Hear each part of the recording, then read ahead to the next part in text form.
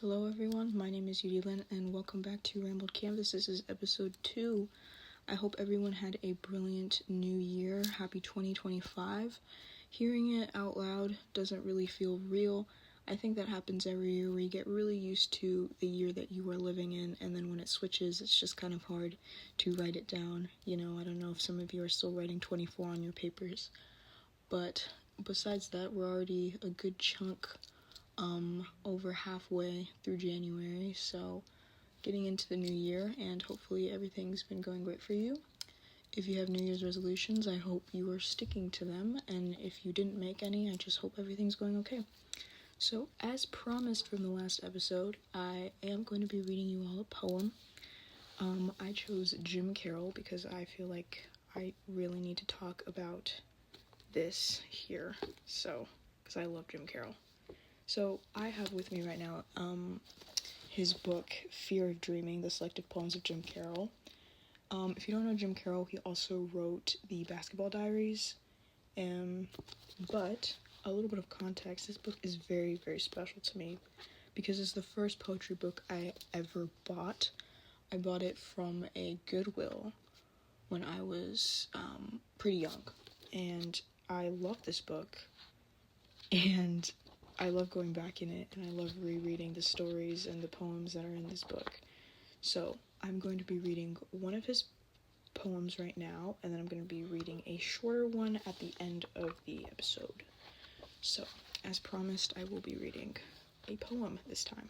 I did not have one last time, but I do have one this time. So I'm just going to be reading it just regularly. I'm not going to try to interpret it in any dramatic way, but maybe next time we'll do that. So this one's called California Poem. The ocean fooled me. I thought it was bubble, but it was frozen spray, like a pain dream, and the double driftwood and agates.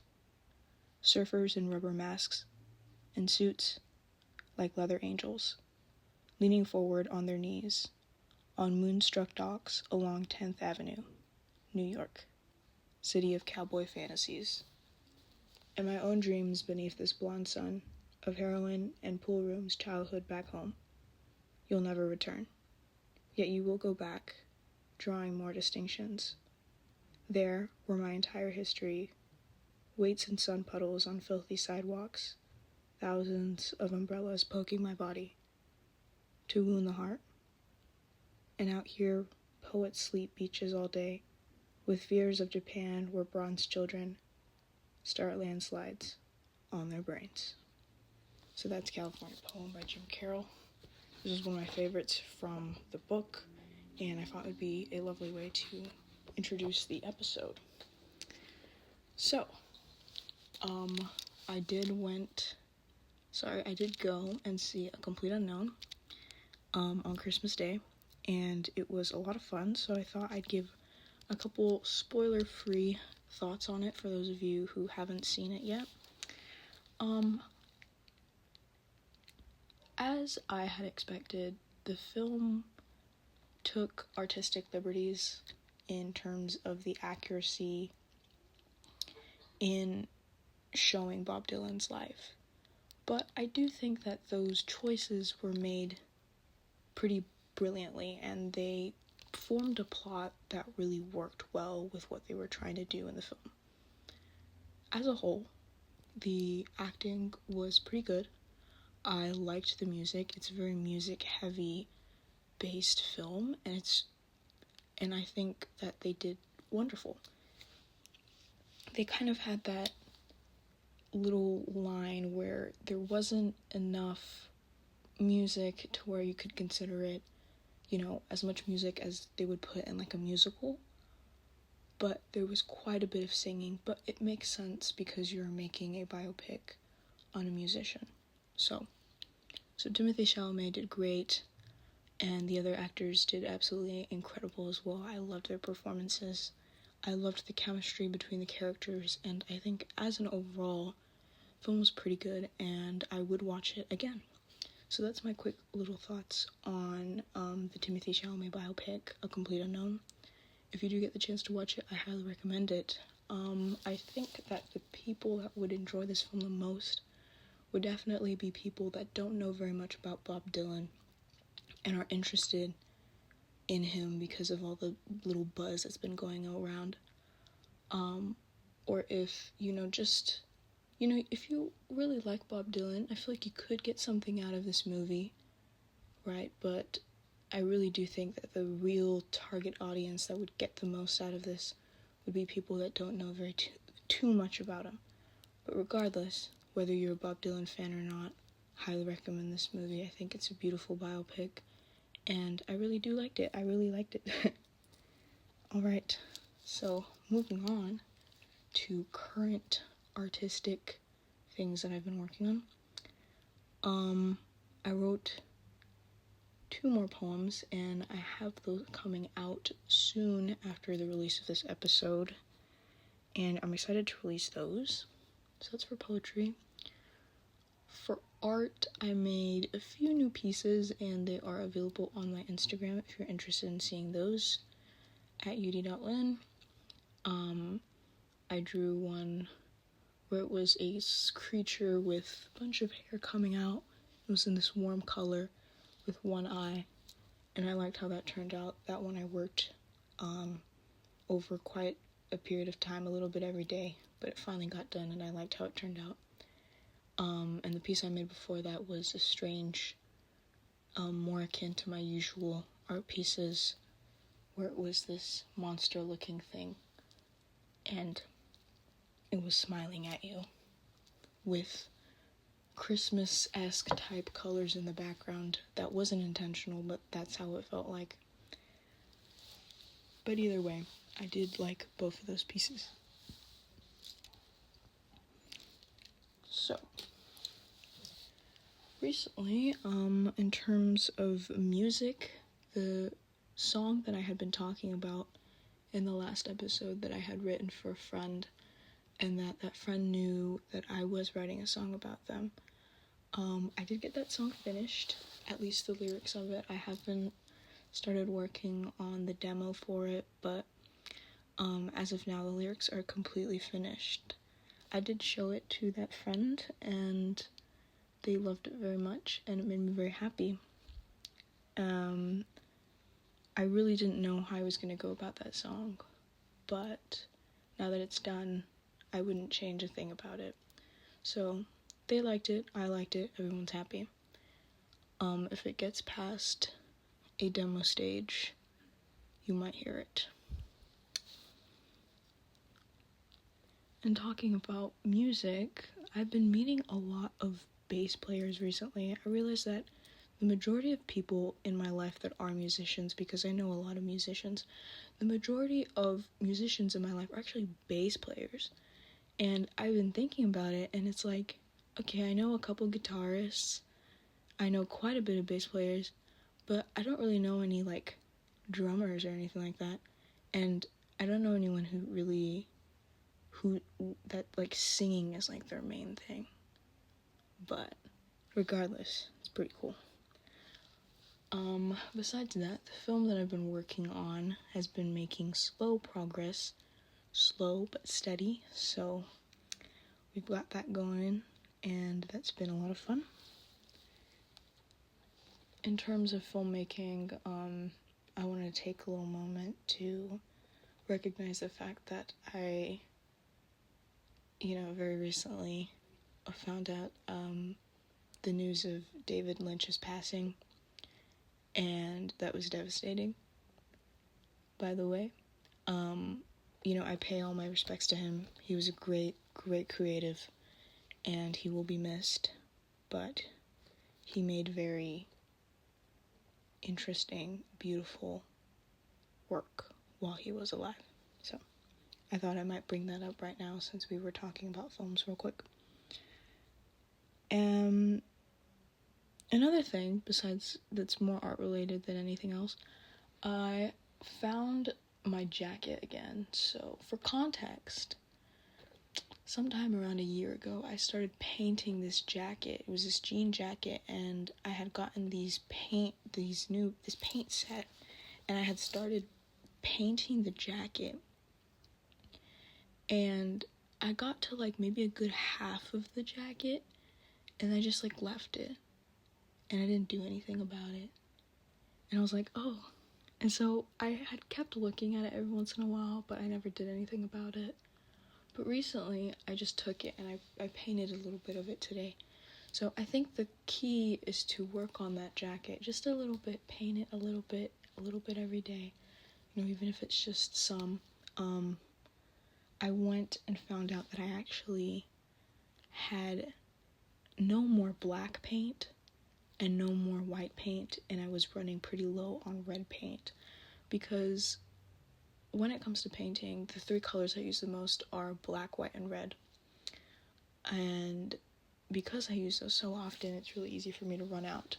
So I went ahead and got 3 good-sized bottles of acrylic paint of each of those, because I needed to get new paint or else I was going to run out.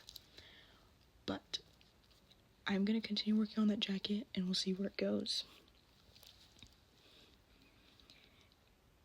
In terms of books, I am in a book club, and currently we are reading a bunch of different books right now, but the book I'm currently reading is called Little Monsters, and I can't remember the author. Little Monsters. It is a kind of like a YA novel.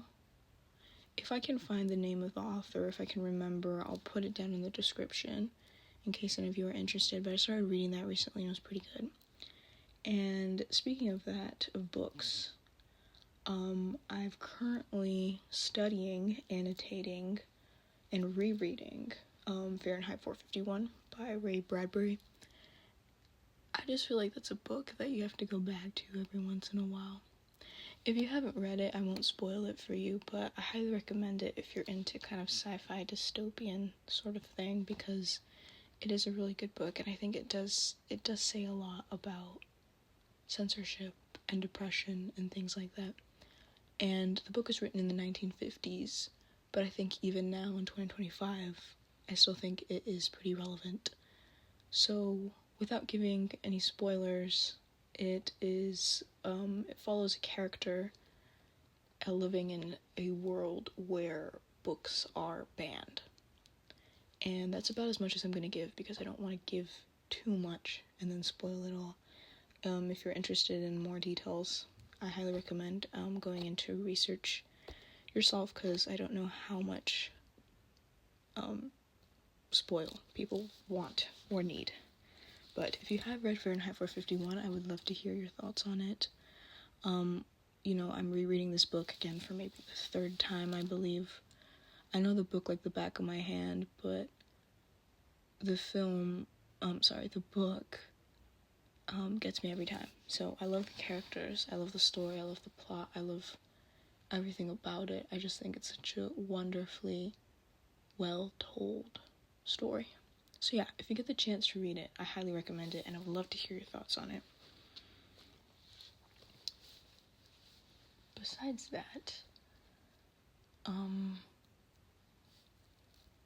for New Year's, I went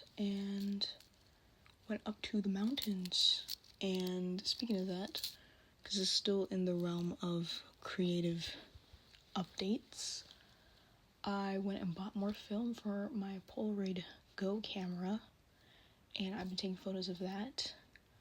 Although, story time, one of the film packs is bad, and I found that out very unfortunately. I figured it out maybe like 2 weeks ago, because I had finished all the film in one cartridge, and so I had went and took it out right, and I put a new one in there. And when I took a picture of it, like, it wouldn't come out. And so, long story short, the film pack was completely bad. So I'm planning on using those frames, pictures, as little canvases. So I'm just gonna paint over them and hopefully post them when they get done. But it's a shame, because there goes 8 perfectly good photos. If you do own a Polaroid Go, and I don't think this might work for other cameras as well, But if you own any sort of like Polaroid film camera and you have like the canisters, I found that if you take the actual picture out and there's a little black part on the top of the package thingy, if you peel that off, you can actually use it as a sort of frame for your Polaroids. So I've been keeping the little cartridges that I've gotten, and I've been using them as little frames, and it's wonderful. So if you have a Polaroid Go, consider that, because that's a free frame. So there is all of my recent creative things going on.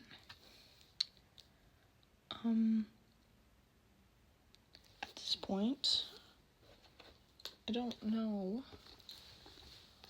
where I want to go, where I want to take this. I know.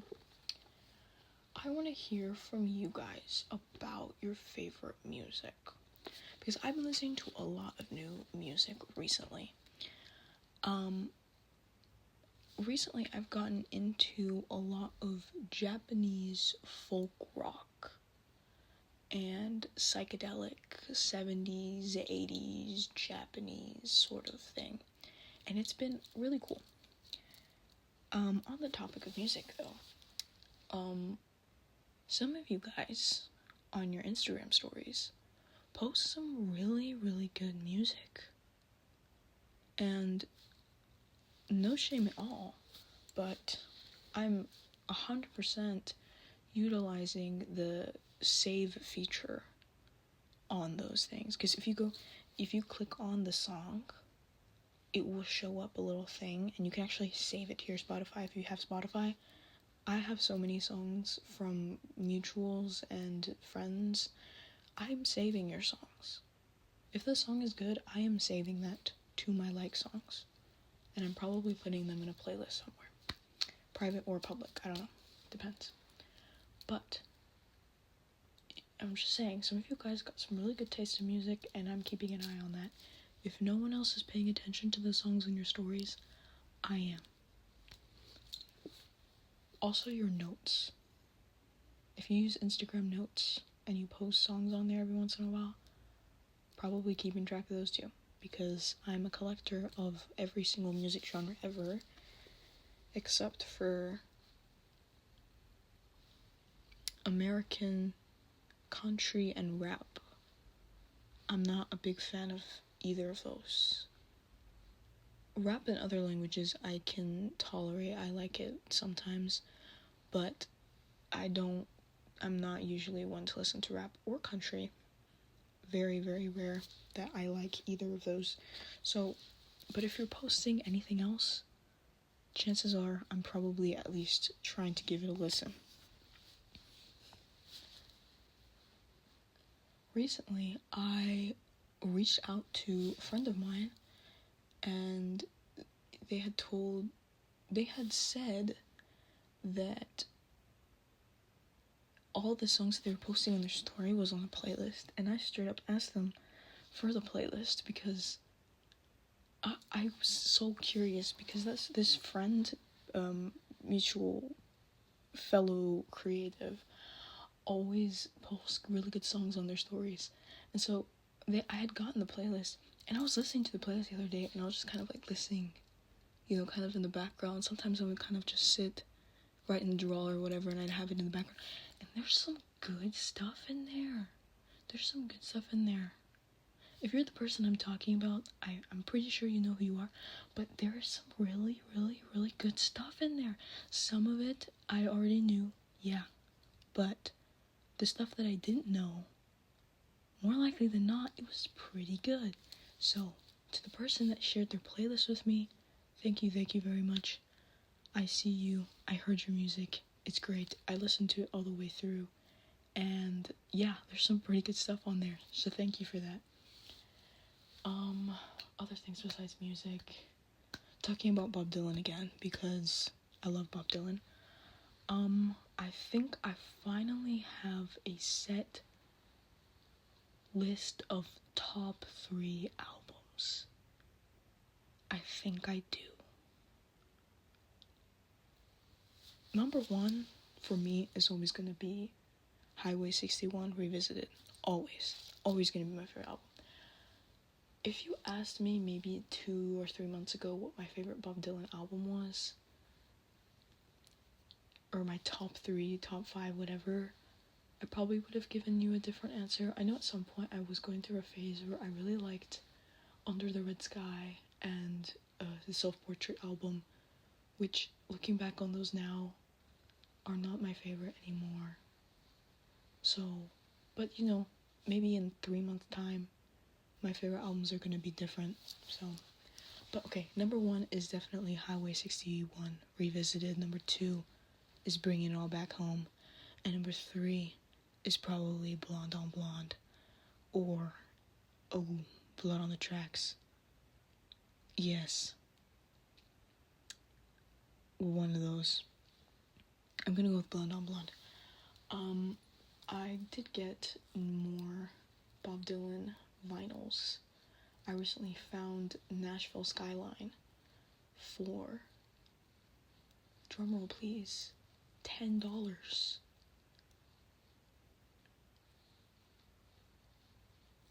You better believe I snatched up that vinyl record and took it home with me. So yeah, that's been great. In terms of songs, favorite Bob Dylan songs, my favorite Bob Dylan song would have to be, right now I really like Subterranean Homesick Blues. That's kind of the one I've been listening to a lot recently. To Ramona is a really good one. Besides that, To Ramona, Ballad of the Thin Man's always going to be one of my favorites up there. I really like Hurricane. I know Hurricane's a really popular one, but it's a good one.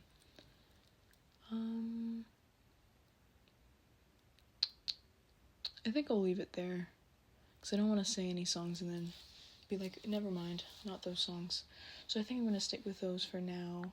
I've been listening a lot more of Joan Baez, though, recently. I had listened to her quite a bit before the biopic came out, but after the biopic, I've been listening to her a lot more. Recently, it was her birthday, actually. So, happy birthday, Joan Baez. I love her name, by the way. I love how you pronounce that name, like, especially her last name, Baez. Joan Baez. Like, I think it mixes really well. Like, those two names together sound nice. I mean, I guess both of them have pretty good names that kind of just bounce off. Bob Dylan, Joan Baez, but Baez is always going to be better, in my personal opinion. I haven't gotten around to actually going through her memoir, but I need to go and do that. But there's always so many books that I have to read, so many films I have to see. In terms of films, because I want to go a little bit more into detail about that. I've been using Letterboxd a lot more recently. I've been utilizing it. I haven't been very good about leaving, like, detailed reviews, because half the time, like, by the time I finish a film, I'm like, this is amazing, but I don't know how to put it into words. So I utilize the star system and move on with my life.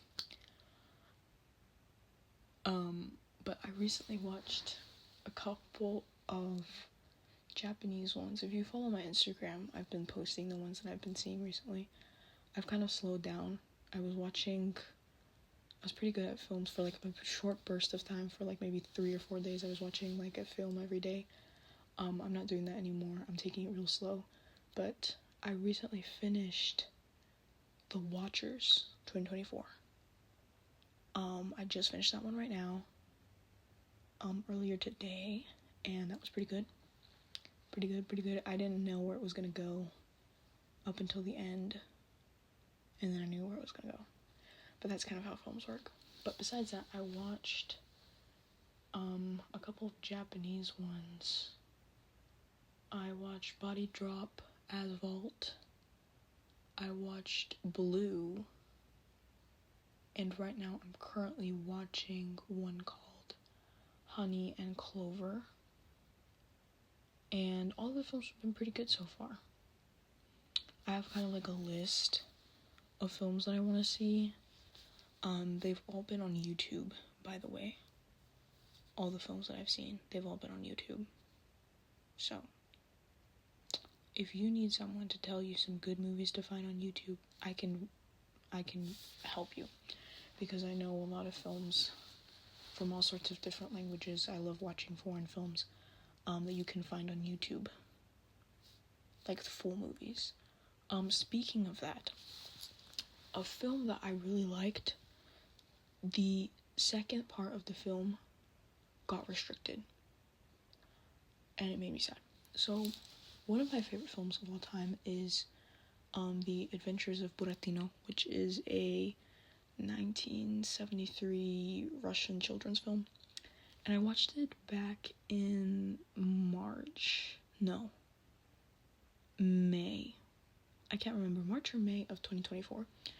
And pretty sure May. Yeah, it was May. I watched it May of 2024. And I had found the film on YouTube, of course. And I had been looking for the film because I had seen a bunch of edits of this creature character that was a period clown figure thing, and his name was Piero. And I absolutely fell in love with him. I thought he was the cutest little character thing ever. So immediately I had to find where he came from, and I found that he was from the movie The Adventures of Buratino. And so I went and I looked for it on YouTube, and I found it. I found this account that had only posted 2 videos, and it was part 1 of that film and part 2 of that film in its entirety with English subtitles. And right away I watched it. I loved it. The quality of the video is not the greatest, but I've dealt with worse quality before on YouTube films before, so it's fine. So I went and watched it, and the other day I was like, you know what? I really want to watch The Adventures of Buratino again. I really like that film. I always go back to it as a sort of comfort film every once in a while, so it's a lot of fun. But I went back and I was trying to find the film part 1, part 2, and also try to save it to a playlist that I have. And I had found that the second one had been, blocked in my country by some Russian company. I forgot what it was. It was some Russian company that's material in this video is property of some Russian company here. You cannot view this video. And what was funny is it was only the second part of the film. So video 1 that had the first half of the film was completely fine, but video 2 that had the second half of the film was blocked. Thankfully though, I was able to find another video that had the entire film in better quality as well, except it didn't have English subtitles.